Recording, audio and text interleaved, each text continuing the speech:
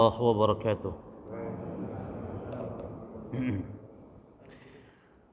الحمد لله رب العالمين، وصلى الله وسلم وبارك على نبينا محمد وعلى آله وأصحابه والتابعين ومن تبعهم بإحسان إلى يوم الدين وسلم تسليما كثيرا. أما بعد. Para jamaah salat subuh kaum muslimin wal muslimat rahimani wa rahimakumullah, kita melanjutkan membaca kitab Al-Misbahul Munir fi Tahdhib Tafsir Ibnu Katsir rahimahullah, yaitu kitab ringkasan terhadap tafsir Ibnu Katsir yang diringkas oleh Syekh Safi Rahman Al-Mubarakfuri rahimahullah ta'ala, seorang ulama India.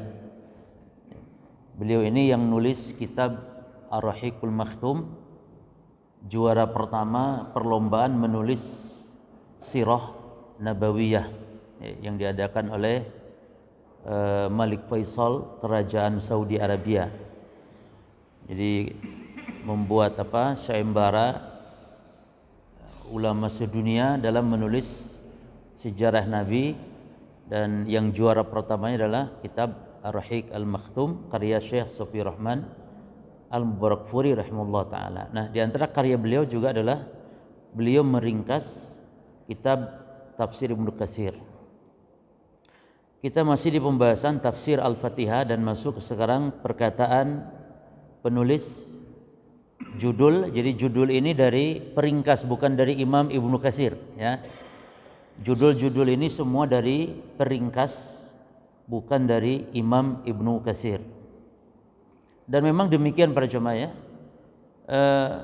Contoh kitab Sahih Muslim itu di situ ada judul-judulnya, ada bab-bab judulnya, ya. Itu sebenarnya bab-bab judul bab itu bukan Imam Muslim, tapi Imam Nawawi yang mensyarah kitab Sahih Muslim. Sebagian orang menyangka itu adalah bab yang dibuat oleh Imam Muslim. Kecuali kalau Imam Bukhari, betul. Kalau Imam Bukhari bab-babnya beliau yang buat. Tapi kalau Imam Muslim enggak ada judul babnya. Jadi hanya hadis. Nah, dibuatlah judul-judul bab oleh Al-Imam Nawawi sebagai pensyarah. Demikian pula kita judulnya di sini Dzikru ma warada fi fadlil Fatihah. Dzikru penyebutan, ma warada apa yang datang, fi tentang, fadli keutamaan, al-Fatihati al-Fatihah. Ya. Jadi jangan fokus, jangan ke terjemahan. Terjemahannya tidak usah dibaca. Tadinya mau saya buat kitab ini tidak usah ada terjemahan, jadi supaya jenengan fokus, tapi kasihan nanti di rumah nggak bisa baca-baca. Di rumah nggak bisa baca-baca nanti. Ya, jadi zikru penyebutan ma apa-apa ya warada yang datang, fi fadli tentang keutamaan, al-Fatihati al-Fatihah. Rawa al-Imam Ahmad bin Muhammad bin Hanbal. Al-Imam Ahmad bin Muhammad bin Hanbal telah meriwayatkan. Rawa itu telah meriwayatkan. Kalau ruwiya diriwayatkan, yarwi sedang meriwayatkan. Nah, itu rawa. Ini fi'il madhi, kata kerja yang artinya telah meriwayatkan. Imam Ahmad siapa? Imam Ahmad ini muridnya Imam Syafi'i. Muridnya Imam Syafi'i yang dipuji-puji oleh gurunya Imam Syafi'i. Ini oleh Imam Syafi'i dipuji. Anta a'lamu minni birijalil hadis, katanya Syafi'i. Wahai Ahmad, kamu lebih alim. Subhanallah, ini tawadunya Imam Syafi'i. Kamu lebih alim daripada aku tentang rawi-rawi hadis. Jadi Imam Ahmad termasuk ulama hadis yang kritis, ya. Yang kritis, termasuk kalau ada rawi yang kata Imam Ahmad dhaif, disepakati oleh semua ahli hadis. Jadi termasuk pengkritik hadis Imam Ahmad ini, termasuk imam ulama lainnya Imam Yahya bin Ma'in yang dikenal, ya. Taib. Dan Imam Ahmad termasuk digelari juga Imam Ahli Sunnah wal Jamaah. Kenapa disebut Imam Ahli Sunnah? Karena imam yang lurus akidahnya, yang saat itu mendapat fitnah ujian di penjara dalam rangka mempertahankan akidah. Ya. Jadi ketika kaum Mu'tazilah mendekati penguasa Bani Umayyah saat itu penguasa didekati kemudian dikuasainya sehingga memaksa umat untuk berakidah akidah Mu'tazilah tentang Quran. Quran itu makhluk. Ya. Imam Ahmad dan ulama lain tentu tidak mau. Quran itu bukan makhluk tapi kalam Allah. Imam Ahmad dipenjara. Ulama lain karena kerasnya fitnah mereka tidak kuat sehingga mengambil uzur. yakni mulutnya mengatakan iya Quran makhluk namun hatinya mengingkari. Ini boleh karena mau dibunuh. Imam Ahmad tidak takut, mau dibunuh silakan, mau dipenjara silakan. Akhirnya Imam Ahmad dipenjara dan akhirnya umat selamat ya. Umat tahu bahwa Al-Quran, akidah yang ahli sunnah yang benar adalah Quran kalamullah.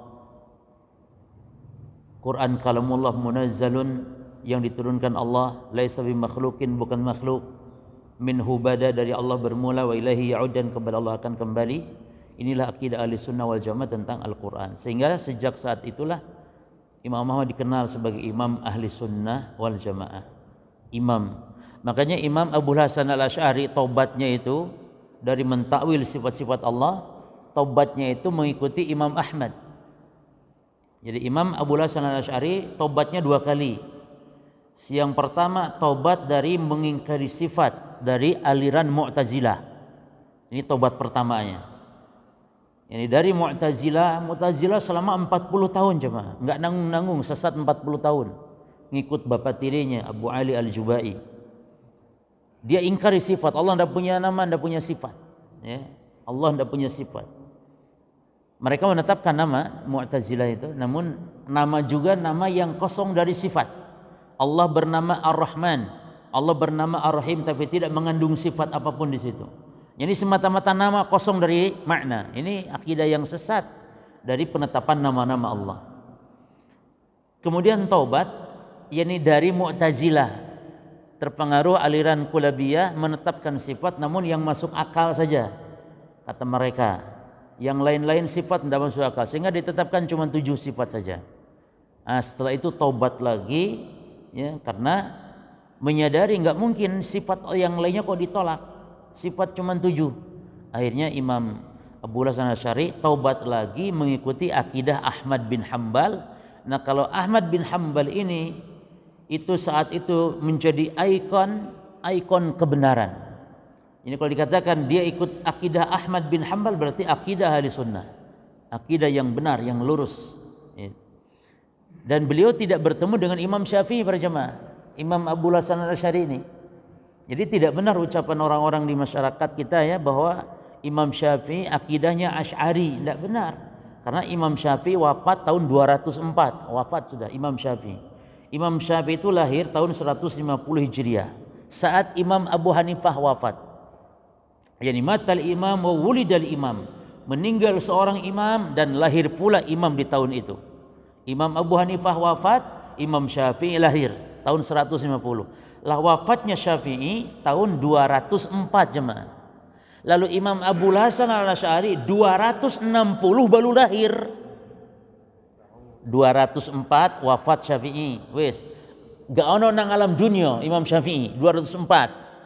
260 baru lahir Imam Abu Hasan al-Asy'ari. Lah kok bisa Syafi'i yang sudah di alam kubur ngaji kepada Imam Abu Hasan al-Asy'ari yang baru lahir lagi tahun 260 ya. Namun dengan Imam Ahmad ketemu bahkan mengikuti akidah Imam Ahmad bin Hanbal. Jadi Imam Ahmad ini ulama besar, luar biasa, seorang imam ya. Baik, para jamaah sekalian, kenapa imam yang dikenal kok cuma 4-nya? Imam kok cuma 4? Kalau urutan tahunnya itu Abu Hanifah, Imam Malik, Imam Syafi'i, Syafi'i bulan Ahmad yang paling muda. Kenapa cuma 4? Jawabannya para jamaah, karena murid-murid imam yang 4 inilah ya yang menyebarkan ajaran gurunya. Apalagi di zaman dahulu metode belajar itu bukan seperti kita sekarang. Istilah metode klasial atau klasikal gini enggak, tapi metode belajar dulu adalah metode belajar mulazamah, guru sama murid itu punya ikatan, bukan ikatan ilmu tapi ikatan batin, ikatan yakni kedekatan yang luar biasa, sehingga pastinya Yang namanya murid ketika berdakwah pasti selalu terikat dengan guru, akan menyampaikan terus apa yang dikatakan gurunya, bahkan bisa membela ya apa yang berselisih dengan pendapat gurunya. Demikian dahulu. Maka murid-muridnya lah. Sebenarnya yang alim banyak, bahkan yang lebih alim dari Imam 4 banyak. Contoh kata Imam Syafi'i yang namanya Imam Al-Laits bin Sa'ad, seorang ulama Mesir di zaman itu. Kata Imam Syafi'i, Al-Laits afqah min Malik. Kata Imam Syafi'i, Laits bin Sa'ad itu lebih faqih, lebih alim daripada Imam Malik. Subhanallah. Imam Malik gurunya Syafi'i. Imam Malik.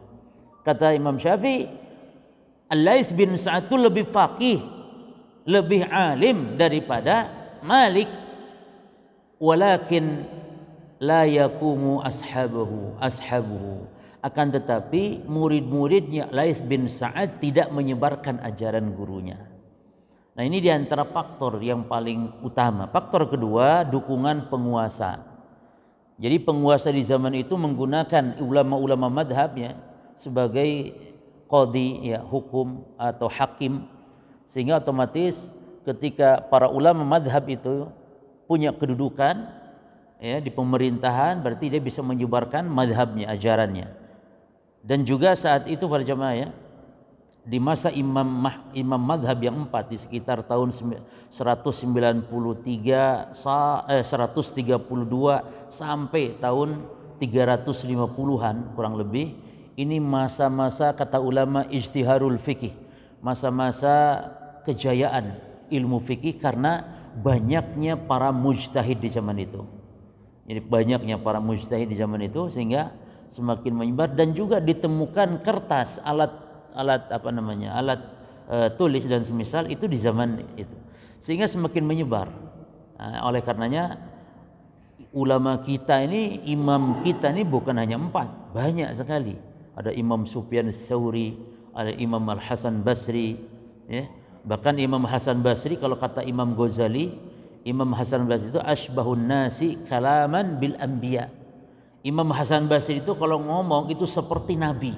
Subhanallah, saking alimnya gitu jemaah Imam Hasan Basri. Ini kata Imam Ghazali. Ini pujian dalam bahasa Arab biasa. Jangan disangka Imam Hasan Basri ini dianggap seperti Nabi segalanya, bukan. Ya. Wa asbahan nasi bis sahabati hadiyan, dan yang paling mirip petunjuknya dengan para sahabat.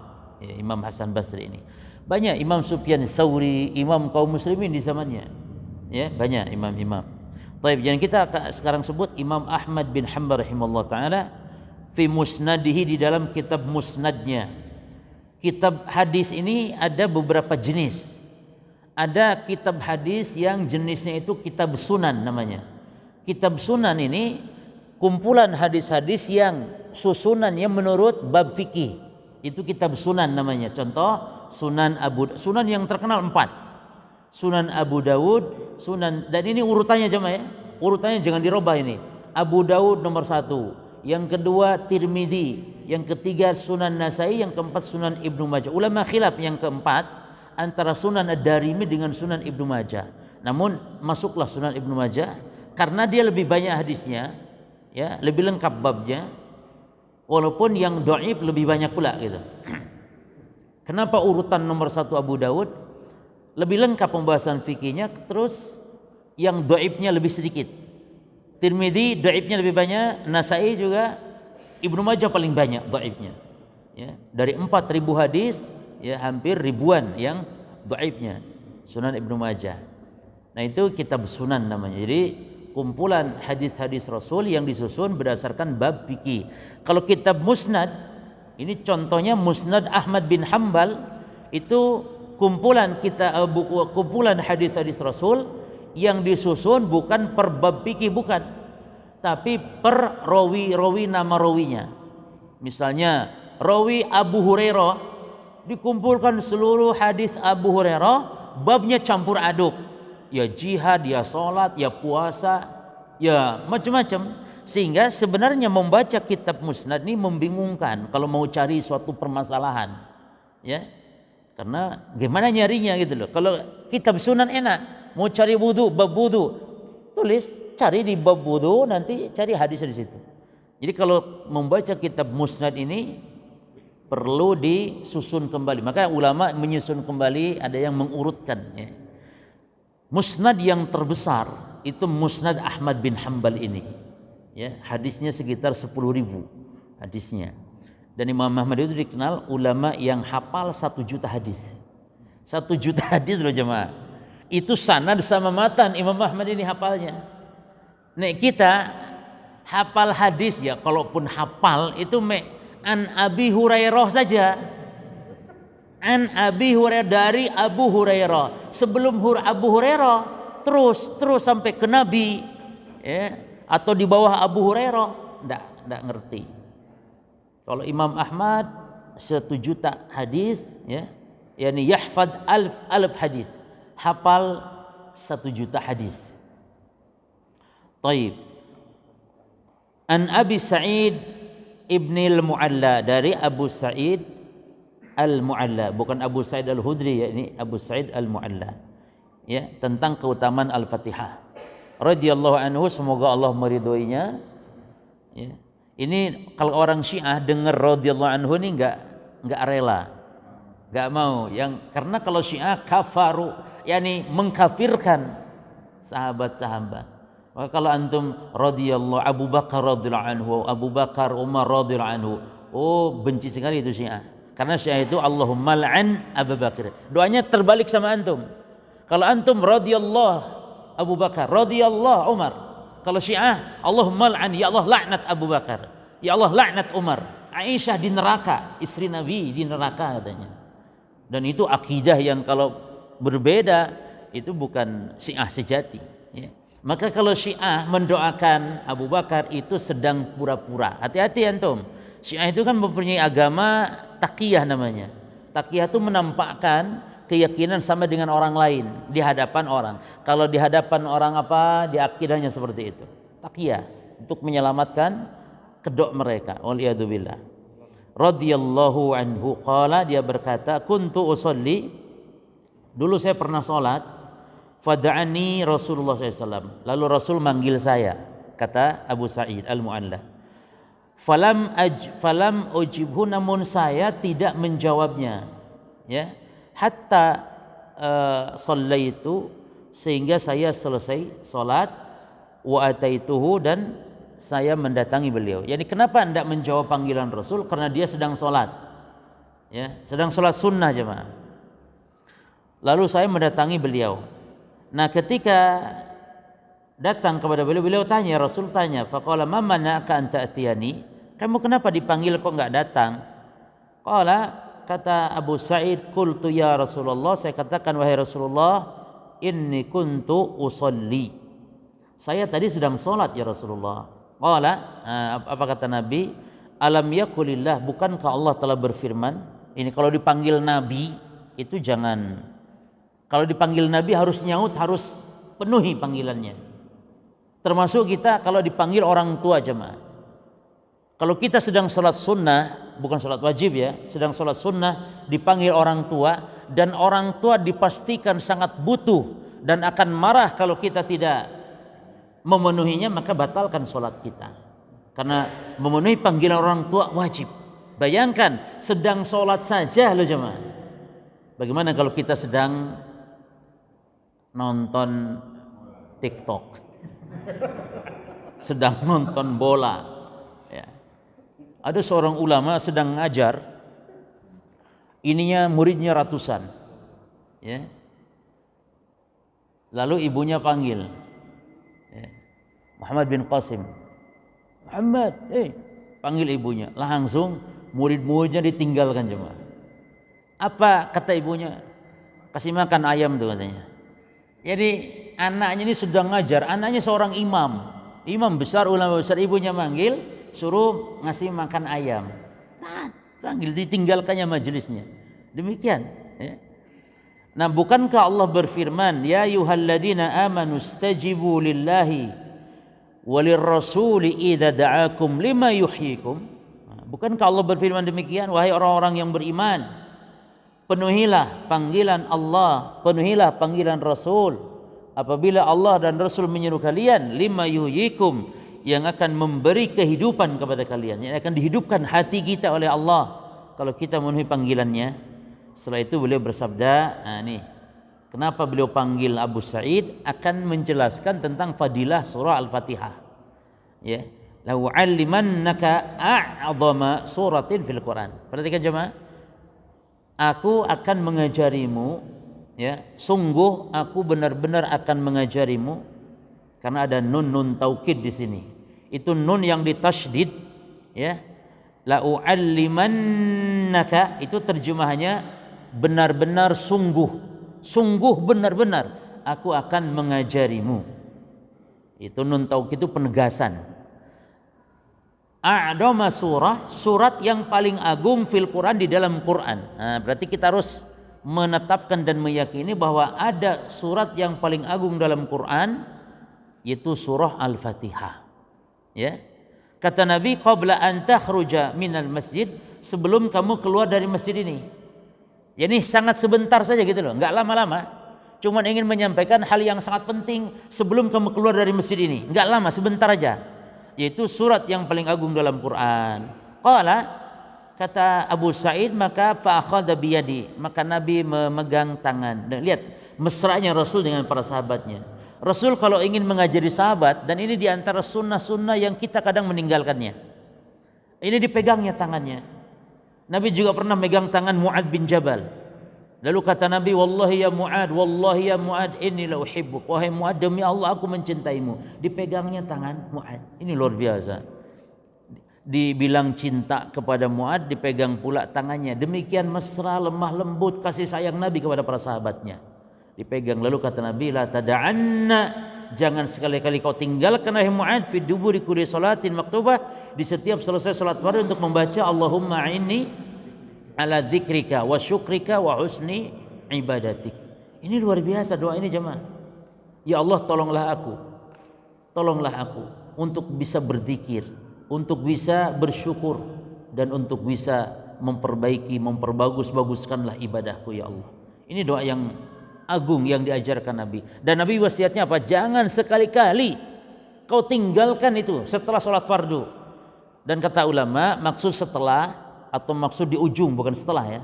Ujung sholatmu, yakni sebelum salam. Karena berkaitan dengan doa. Kalau setiap doa di ujung sholat maknanya apa? Maknanya sebelum salam. Tapi kalau zikir, ujung sholat maknanya setelah salam. Itu ujung sholat, dubur sholat itu ujung sholat. Di sini pun, falamma arada an yakhruj minal masjid, ketika beliau mau keluar dari masjid, qultu, ya, maka aku katakan, yakni siapa? Abu Sa'id, ya Rasulullah, innaka qulta la u'allimannaka 'azama suratin fil Quran. Jadi Nabi gandeng tangannya. Begitu pas mau keluar di pintu masjid, Abu Sa'id tagih, katanya, ya Rasulullah, bahwasanya engkau tadi mengatakan aku akan mengajarimu surah yang agung dalam Quran, gitu. Qala, na'am, kata Nabi, iya, yaitu apa? Alhamdulillahi rabbil alamin. Nah, jadi surat Al-Fatihah itu Nabi menamakannya surat Alhamdulillahi rabbil alamin. Nabi menamakan Al-Fatihah dengan nama itu surat Alhamdulillahi rabbil alamin, kata Nabi. Hiya as-sab'ul masani, dia adalah 7 ayat yang al-masani, yang diulang-ulang. Ya. Makanya Al-Fatihah itu 7 ayat yang diulang-ulang, maksudnya dalam sholat kita. Kita sendiri minimal sehari semalam 17 kali diulang-ulang, minimal itu. Yang sholat sunnah tambah lagi, yang sholat malam tambah lagi, ya, minimal. Maka orang Islam itu berdosa kalau dalam sehari semalam kurang dari membaca Al-Fatihah 17 kali. Kurang, berarti berdosa aja, berarti tidak sholat maknanya. Karena setiap orang Islam sehari semalam sholat 17 rakaat, ya. Dalam setiap rakaat baca apa? Al-Fatihah, ya. Wal Qur'anul Azim, dan dia adalah Al-Quran yang agung. Jadi Al-Fatihah itu adalah Al-Quranul Azim. Makanya para jamaah, Nabi diberi keistimewaan oleh Allah, diberi sebuah firman surat Al-Quran yang nabi-nabi lain enggak diberi.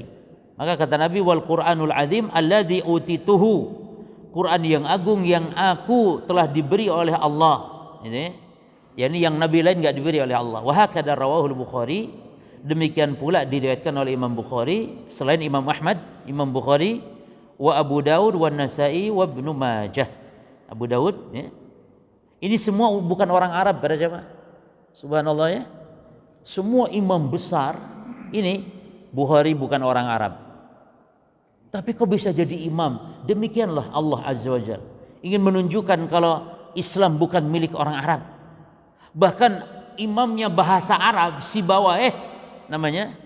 Imam bahasa Arab itu bukan orang Arab. Subhanallah. Orang Arab menjadikan rujukan Sibawayh bukan orang Arab.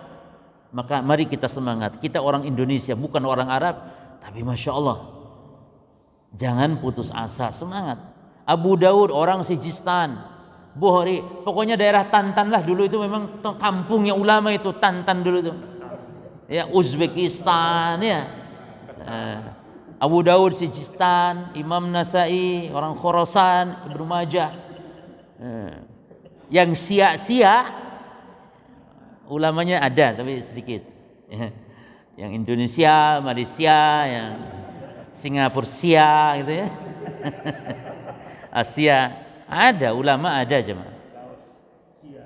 Bahkan subhanallah saya di Saudi lihat di maktabah Saudi Arabia, saya melihat ada kitab kecil tentang mustalah hadis. Itu karya seorang ulama namanya Turmusi. Ternyata orang Termas Pacitan. Wah, hebat, dan ilmu tentang ilmu hadis, mustalah hadis. Wah, gagah ini, keren ini. Dicetak di maktabah. Ada. Ya. Cuman Indonesianya nggak ada, cuman Turmusinya saja. Ya. Jadi bukan Indonesia yang dikenalnya, tapi Termasnya itu ternyata Pacitan. Ya. Al-Pacitani gitu kan, Turmusi. Ya. Kalau antum orang Sidoarjo, Asidarji. Ya. Saya orang Sundawi. Ya. Nah, terus satu yang pertama, hadisun hadis yang lain.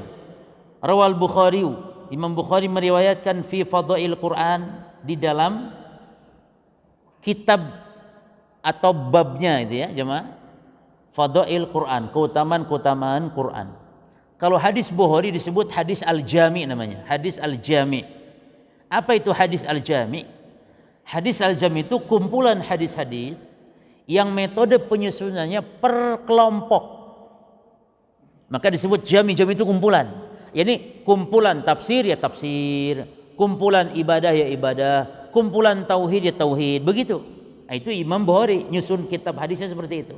Maka namanya kitab Al-Jami, Jami'us Sahih, Al-Jami, ya. Nah, di sini ada kumpulan fadhail Quran. Ya, Imam Bukhari an Abi Sa'id Al-Khudri. Nah, sekarang beda Abu Sa'id yang tadi Al-Mu'alla, ini Abu Sa'id Al-Khudri. Dari Abu Sa'id Al-Khudri qala, dia berkata, kunna fi masirin lana. Kami pernah dalam suatu masir, perjalanan kami. Masir itu perjalanan.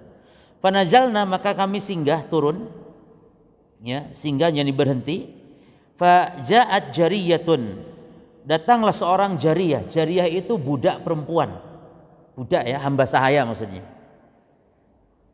Faqalat, budak perempuan ini berkata, inna sayyidal hayyi salimun.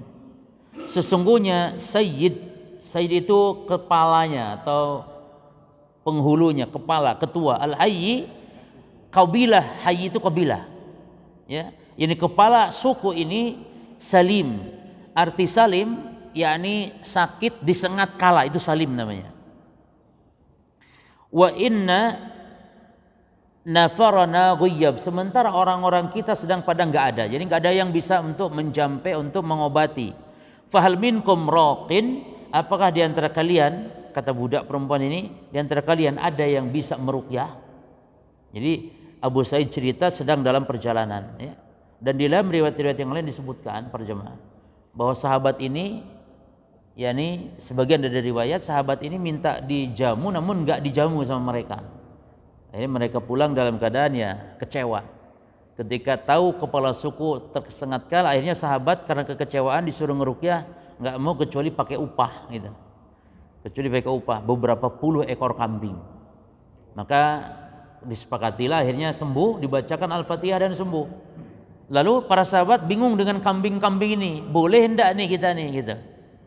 Masih ragu, maka pulang ke Madinah sampai lapor kepada Nabi, ya Rasul, kita meruqyah nih, perjanjian dengan beberapa puluh, 30 dalam riwayat 30 ekor kambing.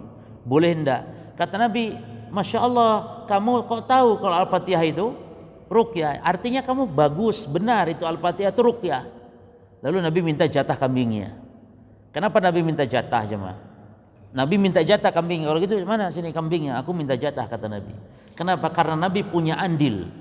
Nabi yang telah mengajarkan apa? Al-Fatihah.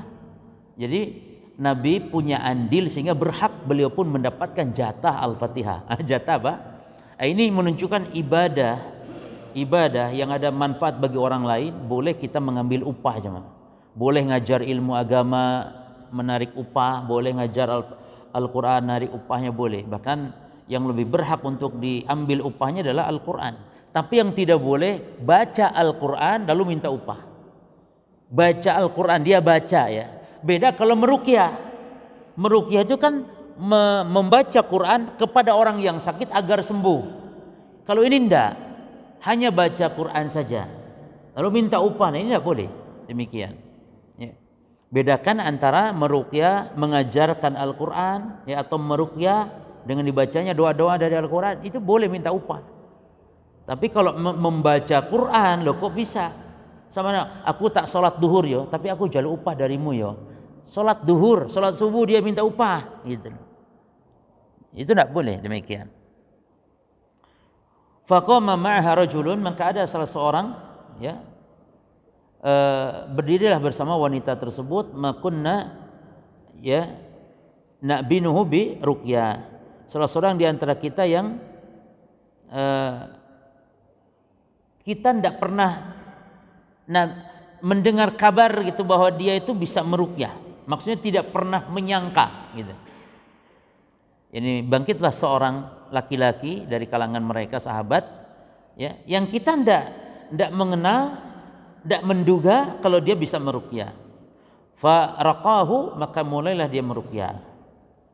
Namun ternyata fa baro'a, sembuhlah kepala suku tadi. Fa amara lahu bisalasin syatan, maka dia memerintahkan agar diberi 30 ekor kambing. Jadi dalam riwayat sebelumnya ada kesepakatan ya, wa saqana labanan, maka kami diberi minum susu pula. Baik, falamma raja'a qulna lahu ya, maka ketika kami kembali ya, bertanya kepadanya, kepada orang yang meruqyah, akunta tuhsinu ruqyatan, kamu kok bisa meruqyah ya gitu. Kamu kok bisa meruqyah gitu. Akunta tarki, atau kamu terbiasa dulu meruqyah? Qala, dia mengatakan la. Tidak. Ini disangkanya sahabat ini banyak jampe-jampe apa yang dia baca sehingga kok sembuh gitu. Ternyata tidak. Ma raqaitu, aku tidak baca apapun, tidak meruqyah illa bi ummil Quran, kecuali Al-Fatihah tok. Makanya jamaah kita meruqyah pun contohnya boleh. Jadi antum kalau mau meruqyah enggak hafal banyak ayat Quran, cukup Al-Fatihah. Terus nek wis mari, ya diulang lagi tuh jemaah. Nek kurang panjang, ayo diulang lagi. Terus diulang. Ya mau sosi Al-Fatihah tok, ya bacalah Al-Falaq, An-Nas, ayat kursi, kan hafal nek itu. Ya kan? Hafal kan jemaah? Hafal. Bahkan Rasul ketika turun Al-Falaq, An-Nas, beliau tinggalkan semua bentuk jampe-jampe yang lain yang biasa dibaca. Karena itu lebih afdol. Al-Falaq, An-Nas itu luar biasa kalau dibaca. Masalah sembuh tidak sembuh, namanya ruqyah itu doa jemaah. Bisa jadi Allah sembuhkan, bisa jadi atas izin Allah, Allah tidak takdirkan sembuh. Yang jelas kita cara menyembuhkan atas izin Allah dengan meruqyah ya. Dan makanya di antara nama Al-Fatihah adalah Ar-Ruqyah. Ini menunjukkan surat Quran yang paling manjur, surat Quran yang paling manjur untuk meruqyah, kalau dipakai ruqyah sembuh, itu surah Al-Fatihah. Maka Al-Fatihah sendiri bernama Ar-Ruqyah, artinya penyembuh ya, surat untuk meruqyah. Maka tidak afdal meruqyah kalau tidak baca Al-Fatihah. Enak, bahkan cukup Al-Fatihah saja untuk dibaca ketika meruqyah. Qulna, lalu kami katakan, kata Abu Sa'id, la tuhaddisu syai'an hatta na'tiya, ya, au nas'ala Rasulullah. Ini jangan kita melakukan apapun dengan kambing-kambing ini sehingga kita datang atau kita bertanya kepada Rasul sallallahu alaihi wasallam. Maka falamma qadimnal Madinata, ketika kami sampai di kota Madinah, dzakarnahu lin Nabi sallallahu alaihi wasallam, kami sampaikan kepada Nabi apa yang terjadi.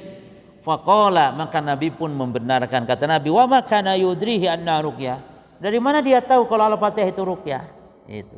Jadi Nabi pun menyetujui kalau meruqyah cukup dengan Al-Fatihah dan itu penyembuh.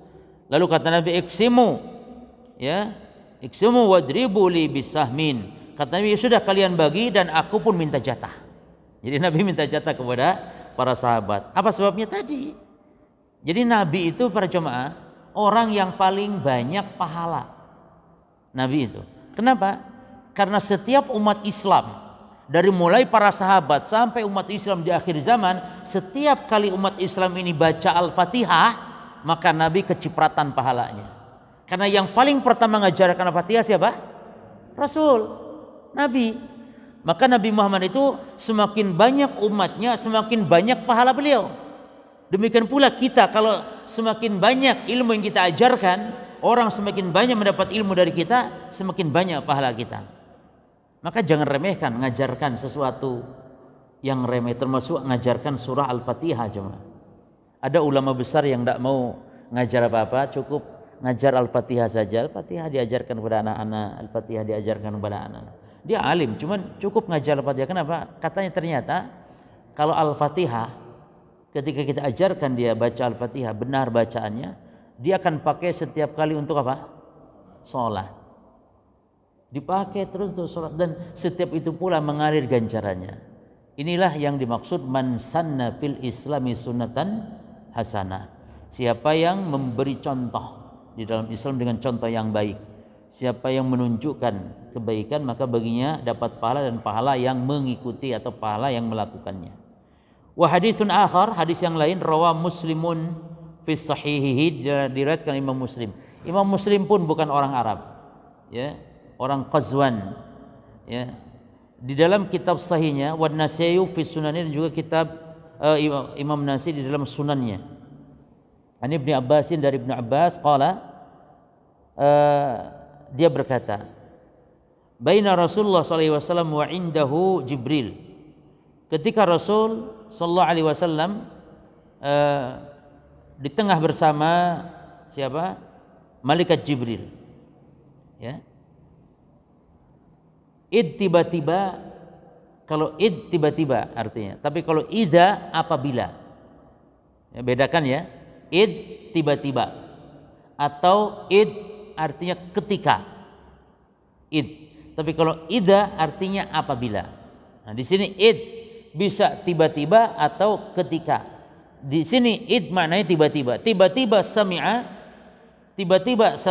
mendengar, naqidan fauqahu, suara keras, fauqahu di atas, di arah atas Nabi sallallahu alaihi wasallam. Farafa'a Jibrilu basarahu ila sama. Maka malaikat Jibril, ya, mengarahkan pandangannya ke langit. Jadi Nabi sedang bersama malaikat Jibril. Faqala, lalu Jibril mengatakan, hadza babun, ini adalah pintu, qad futiha minas sama, telah dibukakan, ya, ini pintu langit telah dibuka. Yang sebelumnya pintu ini enggak pernah dibuka, ma futiha qad. Yang sebelumnya pintu langit enggak pernah dibuka ini, tapi hari ini dibuka ini. Qala, lalu fanazala minhum malakun, maka turunlah, ya, dari pintu langit tersebut malaikat. Malak itu malaikat satu. Kalau malaika banyak. Jadi malaikatun itu bahasa Arab, itu bentuk jamak dari malakun. Jadi malakun itu satu. Tapi dalam bahasa Indonesia malaikat jadi bahasa Indonesia, ya. Jadi yang masuk ke bahasa Indonesia bukan malaknya, bukan, tapi malah yang jamaknya malaikat. Ya, taib. Karena memang dalam hadis kan wa malaikatihi, dalam banyak ayat Quran malaikat. Jadi mungkin itu yang menjadi masuk ke dalam bahasa Indonesia. Padahal malaikat itu bentuk jamak. Satunya malakun. Asalnya dari kata malak. Malak asalnya yang artinya risalah, utusan. Jadi arti malaikat secara bahasa utusan artinya. Memang utusan Allah. Ya, jadi utusan Allah itu dua. Satu dari kalangan manusia, yang kedua dari kalangan para malaikat. Jadi malak asalnya. Cuman dimudahkan pengucapannya dengan membuang hamzah. Jadi dalam kaidah bahasa Arab, orang Arab itu ketika ada hamzah yang mengganggu, maka hamzah itu akan dibuang. Contoh biismillah, itu ada hamzahnya asalnya. Bismillahirrahmanirrahim, biismillah asalnya. Lalu dibuang hamzah tashilan lahu agar mudah pengucapannya. Al-unasu, al-unasu asalnya itu. Dimudahkan dibuang hamzahnya menjadi an-nas. Al-akhyaru asalnya gitu. Al-akhyaru, akhyar, dibuang hamzah menjadi al-khair. Al-khair. Nah, sama dalam hal mal'ak. Mal'ak susah ngomongnya, enggak mau orang Arab susah-susah. Mal'ak sehingga malak. Ya, kalau malak jadi lebih mudah. Fa'ata an-nabiy sallallahu alaihi wasallam, datanglah malaikat itu kepada Nabi sallallahu alaihi wasallam, ya. Apa kata malaikat ini? Malaikat ini mengatakan, yakni malaikat turun dari langit sengaja sekedar ini. Untuk apa turunnya? Sekedar memberi kabar gembira kepada Nabi tentang keagungan Al-Fatihah. Cuman itu saja. Harus turun malaikat dari langit menunjukkan dahsyatnya Al-Fatihah. Jadi tidak ada lain lagi, hanya sekedar menyampaikan kabar gembira kepada Nabi bahwa Nabi diberi Al-Fatihah oleh Allah. Lalu malaikat mengatakan, absyir, bergembiralah wahai Muhammad. Bergembiralah wahai Muhammad, binuraini, dengan dua cahaya. Qad utitahuma, yang Allah telah berikan kepadamu dua cahaya itu. Lam yu'tahuma nabiyyun qablaka, yang nabi sebelummu enggak diberi oleh Allah. Ya, yang semisal. Apa itu? Yang pertama Fatihatul Kitab, apa namanya? Al-Fatihah wa khawatim suratil Baqarah, dan penghujung penutup surat Al-Baqarah. Itu yang dibaca dari mulai ini jemaah. Amanar rasulu bima unzila ilaihi min rabbih wal mu'minun kullun amana. Subhanallah, itu kalau dibaca dua ayat ini dibaca di waktu malam, kata Nabi, lakafatahu, keduanya mencukupi dia. Cukup dari apa? Satu, kata ulama, cukup dari mara bahaya, dicukupi, dijaga yakni dari mara bahaya. Dibaca di waktu malam ini. Yang kedua, cukup dari apa? Cukup dari sholat tahajud. Jadi sudah terwakili tahajud. Enak nih bagi pemalas, tentu enak ini. Enak, enggak usah tahajud wes, cukup dua ayat ya. Amanar rasul bima unzila ilaihi wal mu'minun kullun amana, dan seterusnya, ya. Taib. Dan itu juga boleh dipakai untuk meruqyah, ya. Taib. Walan taqra harfan minhuma, dan tidaklah engkau membaca satu huruf pun dari keduanya, Al-Fatihah dan dua ayat terakhir dari Al-Baqarah, illa utitahu, kecuali Allah akan memberikannya kepadamu. Wa hadza lafdzun Nasa'i wa li Muslimin nahwuhu. Ini lafadznya riwayat Imam Nasa'i, dan Imam Muslim pun meriwayatkan yang semisal lafadznya seperti itu. Taib. Nah, ini para jamaah, dan sebenarnya masih banyak ya tentang fadilah surah Al-Fatihah, namun di antara beberapa hadis ini sudah mencukupi, ya. Taib. Dan insyaallah pembahasan berikut berkaitan qiraatul Fatihah fis shalah, berkaitan tentang membaca Al-Fatihah di dalam salat. Dan pembahasan ini insyaallah panjang, nanti akan kita kaji pada jemaah. Ada khilaf ulama dalam masalah membaca Al-Fatihah ketika salat, ya. Ada 3 madhab. Kalau bagi imam dan makmum, kalau bagi imam dan yang sholat munfarid, ini nggak ada khilaf, ya. Sepakat tentang Al-Fatihah adalah syarat. Namun yang khilaf ulama itu hukum membaca Al-Fatihah bagi makmum salat berjamaah. Jelas ya? Oleh karenanya orang sholat itu tidak lepas dari 3 keadaan kan jemaah. Imma dia seorang imam, imma dia seorang makmum, atau dia sholat munfarid, sholat sendiri. Nah ini nanti dibahas tentang hukum membaca Al-Fatihah ini. Ya. Insya Allah hari ini saya izin, ya, tidak lama-lama. Insya Allah kita lanjut di pertemuan berikutnya. Tolong diingatkan saya, ini ya, dikasih tanda ya. Jadi pembahasannya Qiraatul Fatihah fis Shalah judulnya nanti. Monggo kita lanjut soal jawab. Monggo yang bertanya. Jenengan ndak tanya itu apa paham atau mau bertanya malu, jangan gitu jemaah. Jangan. Ya. Dan posisi saya sekarang ini bukan sebagai pemberi fatwa, tidak, karena tidak boleh seorang ustadz memberi fatwa, nggak boleh. Seorang ustadz, hatta seorang ulama pun nggak boleh memberi fatwa, karena memberi fatwa ada hak yang ulama yang memang telah bertugas untuk memberi fatwa. Adapun kalau saya sekarang monggo jamaah bertanya terkait materi yang saya sampaikan, ya, atau hal-hal yang sifatnya yakni pelajaran-pelajaran kita. Nah, fadhol. Yang duluan mana? Beliau apa? Ya, beliau di belakang. Waalaikumsalam warahmatullahi wabarakatuh. Al-Fatihah dan surat An-Nas itu di Al-Fatihah itu malikinya itu panjang, sedangkan di Al-Fatihah itu malikinya pendek. Baik. Metode bentuk-bentuk bacaan Quran dia macam-macam pada jemaahnya. Namun maknanya sama. Ada yang dibaca Maliki panjang, ada yang juga dibaca Maliki Yaumiddin juga pendek dalam bacaan-bacaan yang lain. Maka ini tidak berbeda, maknanya sama antara Maliki dengan Maliki. Ya. Yang artinya Malik di sini adalah yang merajai atau yang menguasai, itu maknanya. Jadi di dalam surah An-Nas disebut Malikin Nas, Ilahin Nas. Ya.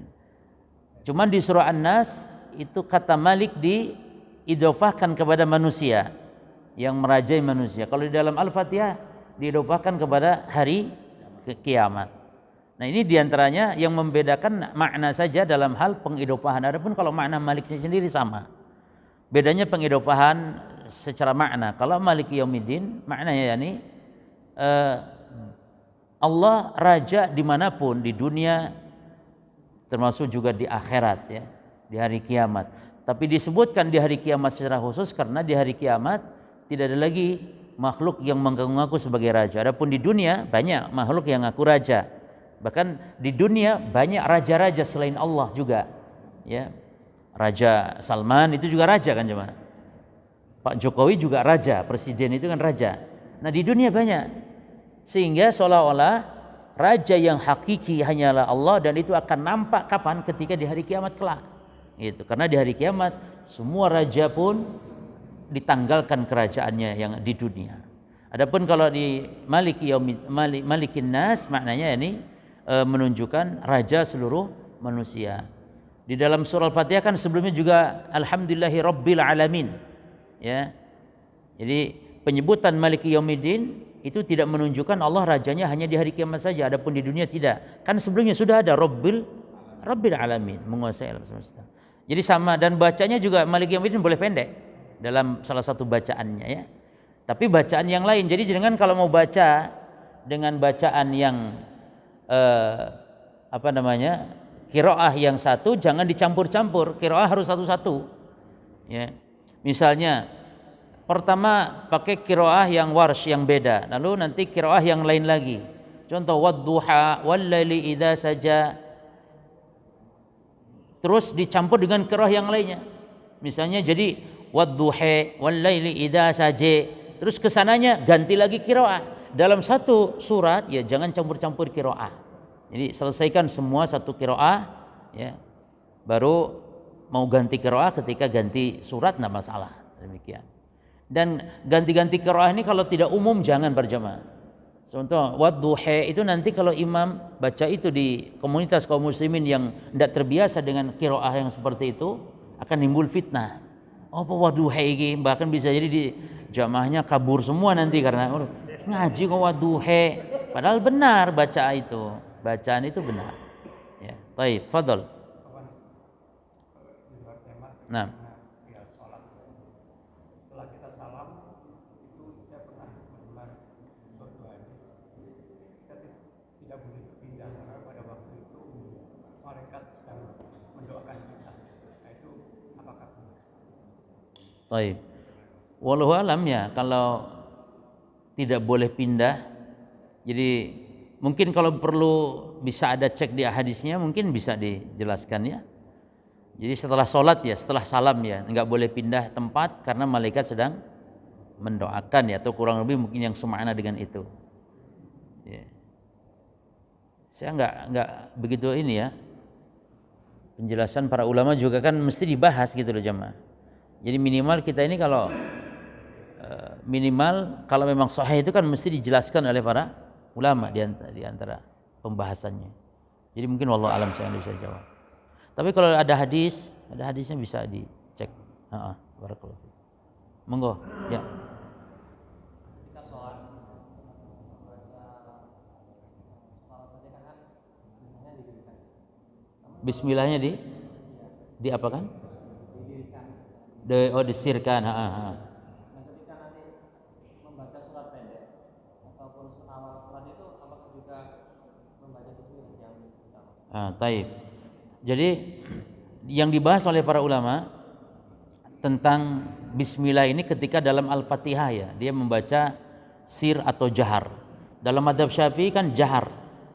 Karena keyakinan mazhab Syafi'i bahwa yang namanya bismillah, yakni basmalah itu adalah bagian dari surah Al-Fatihah. Oleh karena Imam Syafi'i mengharuskan gitu ya dengan menjaharkan. Namun mayoritas ulama, para jemaah, ini mayoritas ulama berpendapat kalau bismillah itu bukan bagian dari surah Al-Fatihah dan juga bukan bagian dari surat-surat yang lain. Kecuali yang terdapat di tengah-tengah surat di surah apa? An-Naml ayat 31 ya, kurang lebih. Innahu min Sulaimana wa innahu bismillahirrahmanirrahim. Itu saja.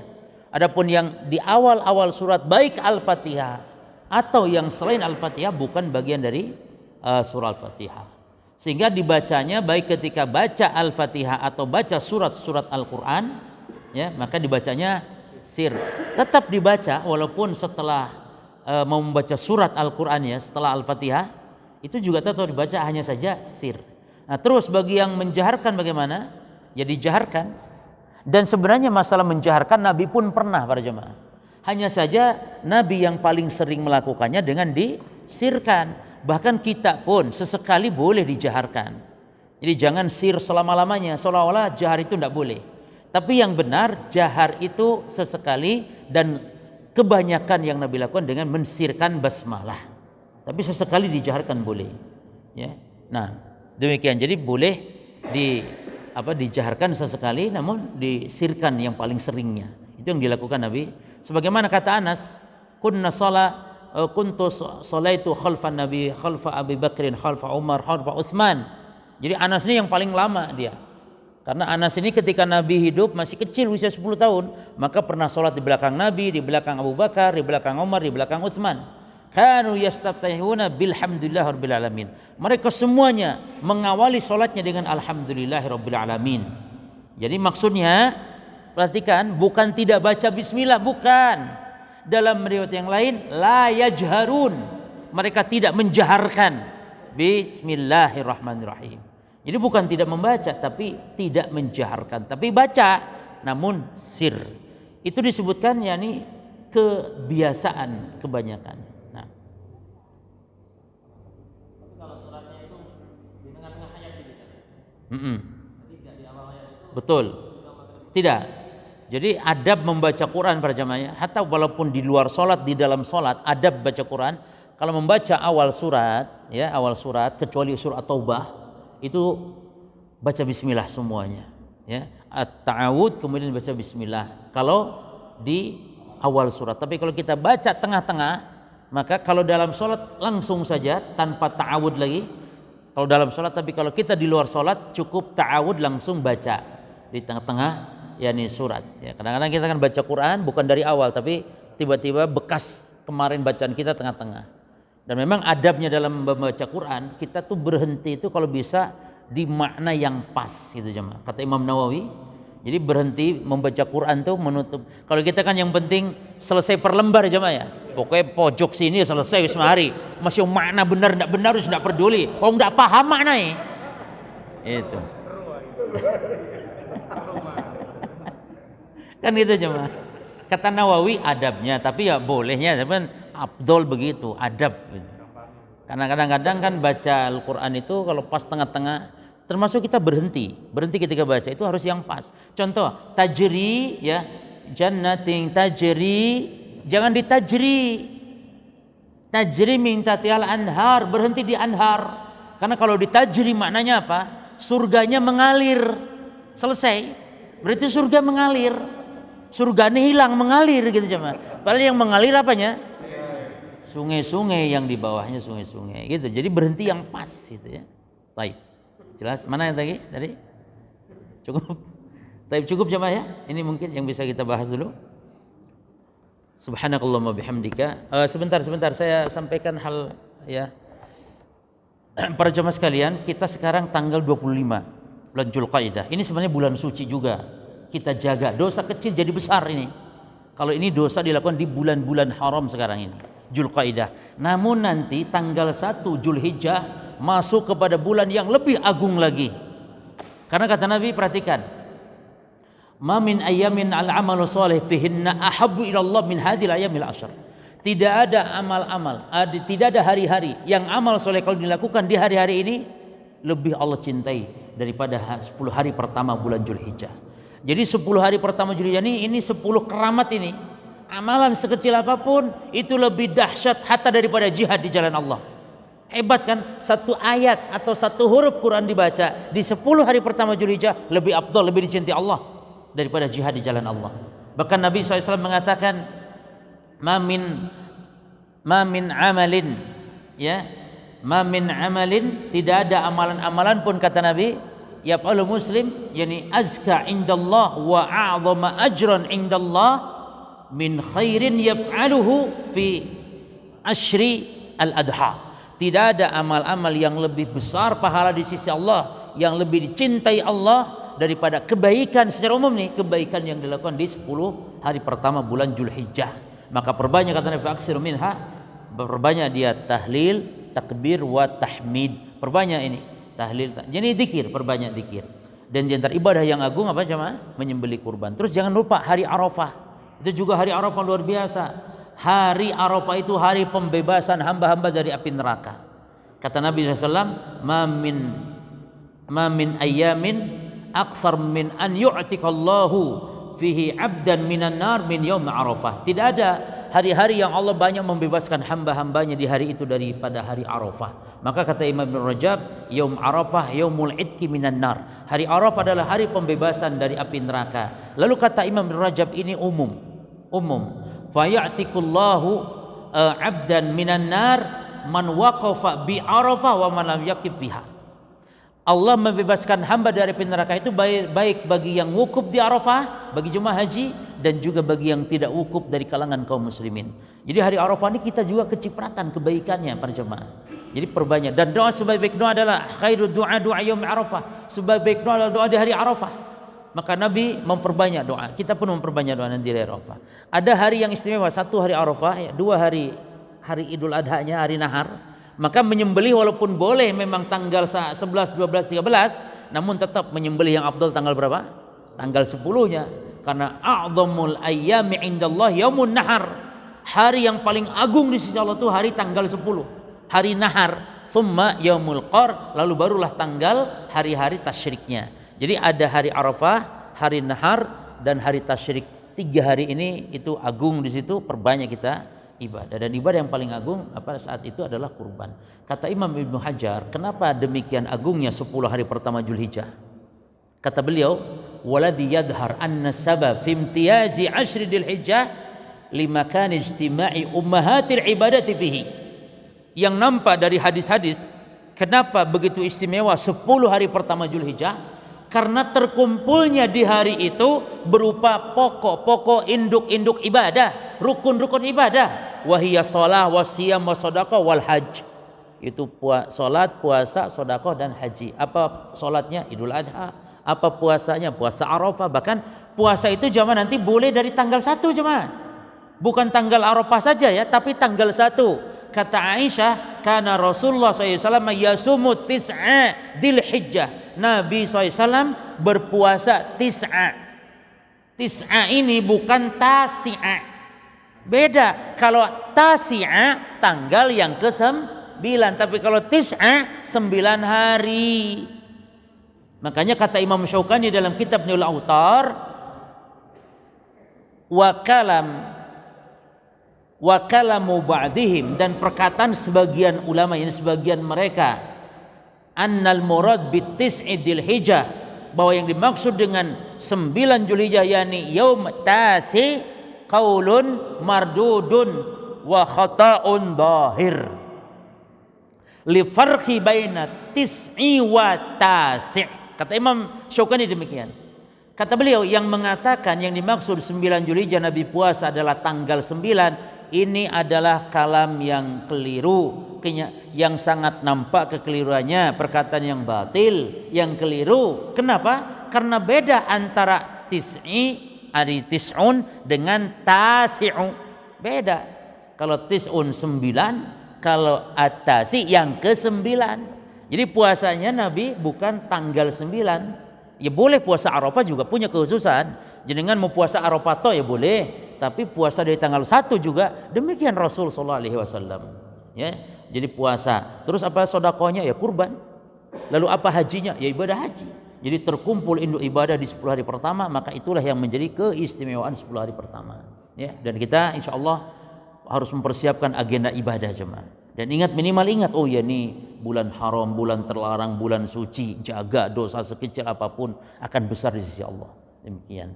Nggih, ini penutup pasti tutup malik terus ya jemaah ya. Subhanakallahumma bihamdika asyhadu alla ilaha illa anta astaghfiruka wa atubu ilaik. Assalamualaikum warahmatullahi wabarakatuh. Langsung ya ke Malang ini. Ya. Sehat Pak. Alhamdulillah. Ya Allah, ayo. Barakallahu. Barakallahu fiik.